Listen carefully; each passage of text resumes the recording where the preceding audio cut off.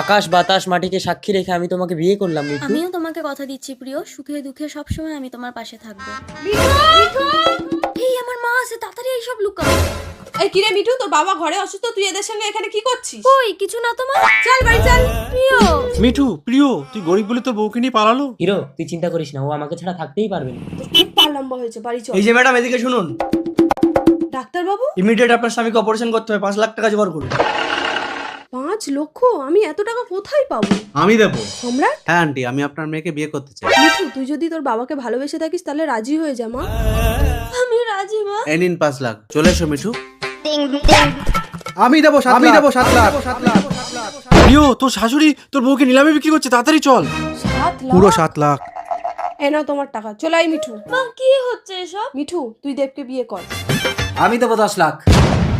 10 লাখ? এই নাও নাও তোমার টাকা নাও। ম্যাডাম, ছেলেটা সময় মতো কাউন্টারে গিয়ে 5 লাখ টাকা জমা করেছিল বলে আমি আপনার স্বামীর অপারেশনটা রেডি করতে পারলাম। কোন ছেলে? আমি ছেলেটা নিজের একটা কিডনি বিক্রি করার কন্ট্রাক্টে সাইন করে 5 লাখ টাকা জোগাড় করেছে।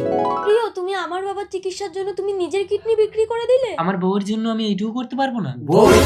হ্যাঁ, আমি ওর বিয়ে করা বউ। মিঠু, নিজের কিডনি বিক্রি করে আমাদের মধ্যে যে তোমাকে সব থেকে বেশি মূল্য দিয়েছে তুমি তার। ডাক্তারবাবু, আমি টাকা দিচ্ছি, ওর কিডনি বিক্রির কন্ট্রাক্ট ক্যান্সেল করুন।